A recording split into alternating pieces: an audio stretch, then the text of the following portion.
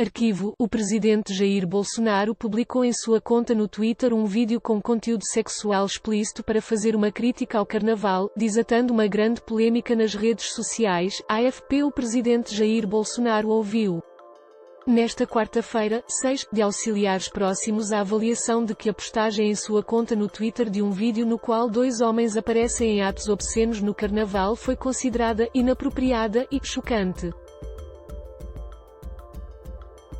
A repercussão causou desconforto no núcleo central do governo. A polêmica publicação do presidente gerou críticas entre seus opositores e mesmo entre os apoiadores nas redes sociais. O Palácio do Planalto precisou divulgar uma nota no início da noite para explicar a atitude de Bolsonaro. Uma pesquisa de monitoramento diário das mídias sociais encomendada pela Secretaria de Comunicação, SECOM, e apresentada a Bolsonaro indicou que, no início da tarde, 69% das mensagens sobre o episódio eram negativas. Na avaliação de ministros e auxiliares ouvidos pelo jornal O Estado de S.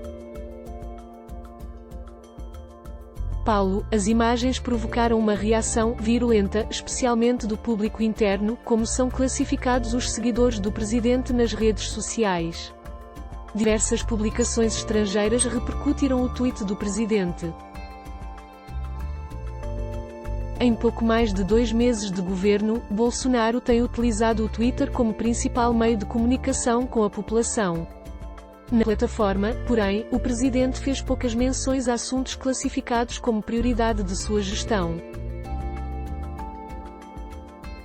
A reforma da Previdência foi tema de apenas 5 mensagens desde o início do ano, o equivalente a menos de 1% das postagens na rede social. A maior parcela de comentários são textos com teor ideológico em que o presidente critica o globalismo, a suposta partidarização da educação e ações dos governos petistas e da esquerda. O pacote anticrime foi tratado em 2 mensagens, e a reforma tributária, em apenas uma. Durante o carnaval, Bolsonaro fez 29 postagens no Twitter.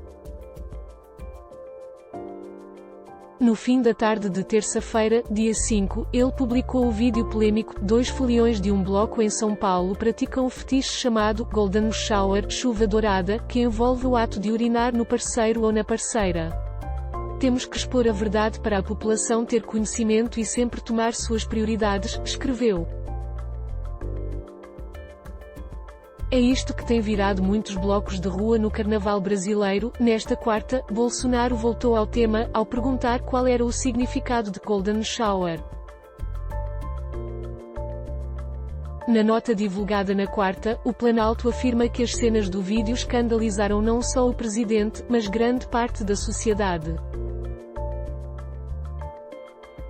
É um crime, tipificado na legislação brasileira, que violenta os valores familiares e as tradições culturais do carnaval, destacou. Não houve intenção de criticar o carnaval de forma genérica, mas, sim, caracterizar uma distorção clara do espírito momesco. No Palácio, no entanto, o episódio foi considerado um constrangimento imensurável, conforme um dos militares do governo. O próprio presidente se impressionou com a reação negativa. O clima de desconforto só foi atenuado no fim do dia, quando nova parcial de análise mostrou que o percentual crítico ao tweet caiu para menos da metade.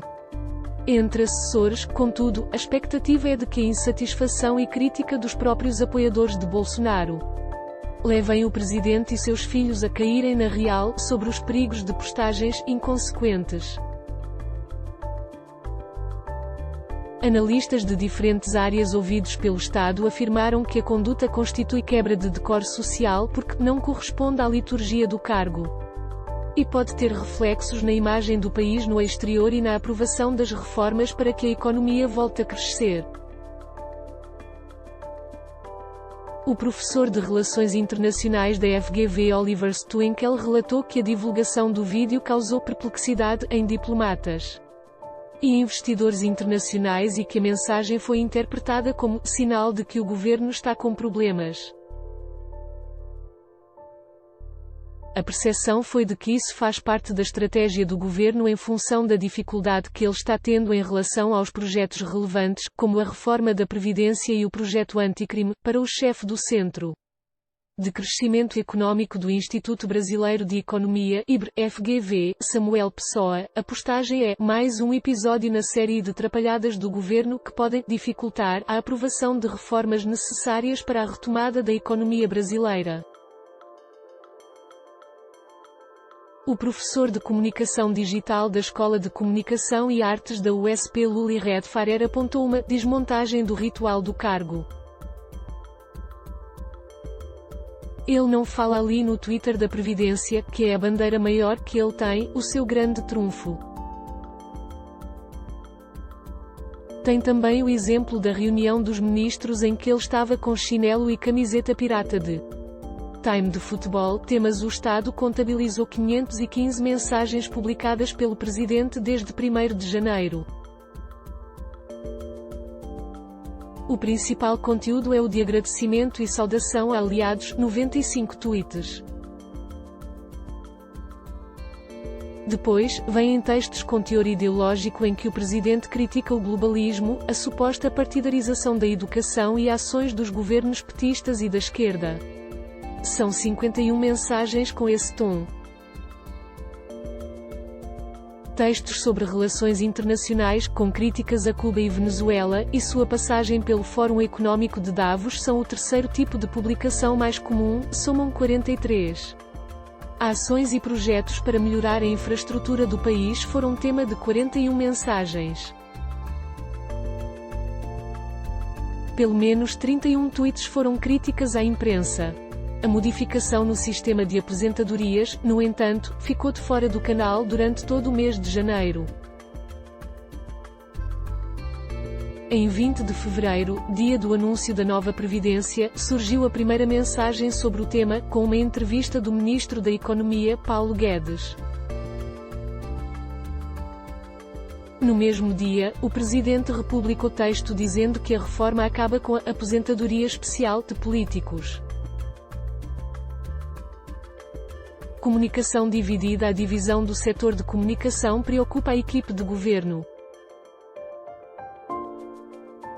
A área é dividida em 3 grupos, o do porta-voz, General Otávio do Rego Barros, o de amigos de Carlos Bolsonaro, de onde partiria a maioria dos ataques na internet, e o da Secretaria de Comunicação, vinculada ao Ministro da Secretaria de Governo, General Carlos Alberto dos Santos Cruz.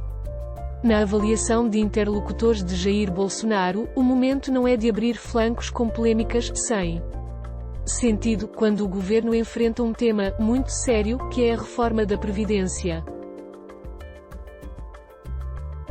O Planalto estuda, agora, se renova os contratos das agências Isobar e TV1, que cuidam das mídias digitais do governo.